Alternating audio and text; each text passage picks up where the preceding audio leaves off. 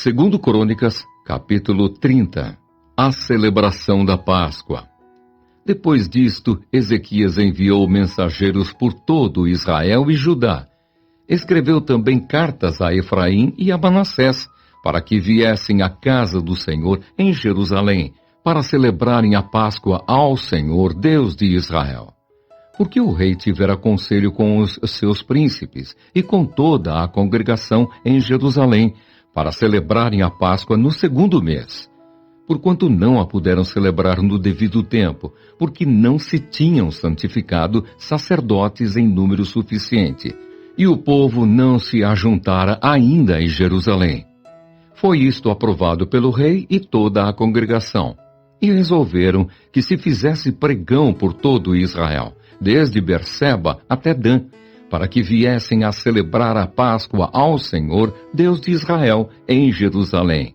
Porque não a celebravam já com grande número de assistentes, como prescrito.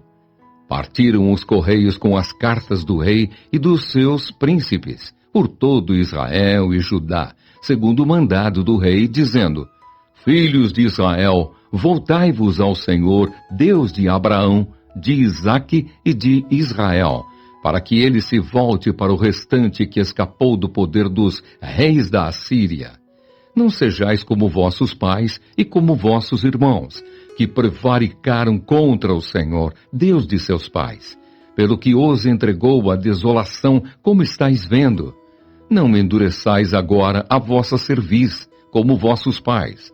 Confiai-vos ao Senhor e vinde ao seu santuário, que ele santificou para sempre, e servi ao Senhor vosso Deus, para que o ardor da sua ira se desvie de vós. Porque se vós vos converterdes ao Senhor, vossos irmãos e vossos filhos acharão misericórdia perante os que os levaram cativos e tornarão a esta terra. Porque o Senhor, vosso Deus, é misericordioso e compassivo, e não desviará de vós o rosto se vos converterdes a ele. Os correios foram passando de cidade em cidade pela terra de Efraim e Manassés, até Zebulon.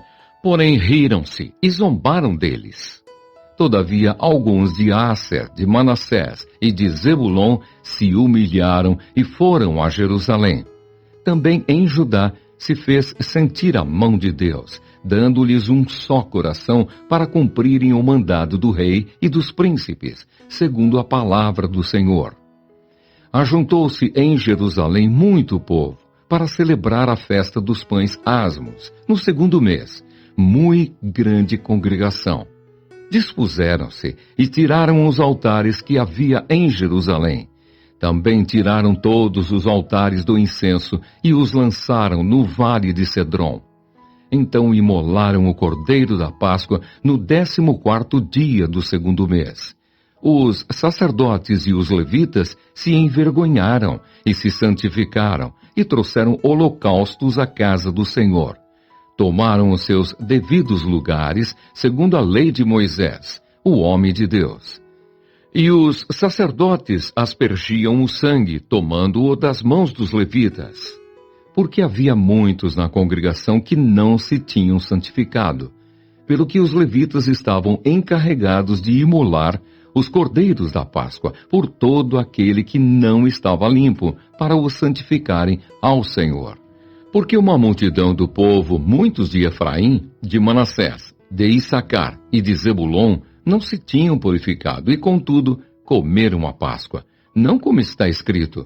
Porém Ezequias orou por eles, dizendo: O Senhor que é bom, perdoe a todo aquele que dispôs o coração para buscar o Senhor Deus, o Deus de seus pais, ainda que não segundo a purificação exigida pelo santuário. Ouviu o Senhor a Ezequias e sarou a alma do povo. Os filhos de Israel que se acharam em Jerusalém celebraram a festa dos pães asmos por 7 dias, com grande júbilo. E os levitas e os sacerdotes louvaram ao Senhor de dia em dia, com instrumentos que tocaram fortemente em honra ao Senhor. Ezequias falou ao coração de todos os levitas, que revelavam bom entendimento no serviço do Senhor. e comeram por 7 dias as ofertas da festa, trouxeram ofertas pacíficas e renderam graças ao Senhor, Deus de seus pais.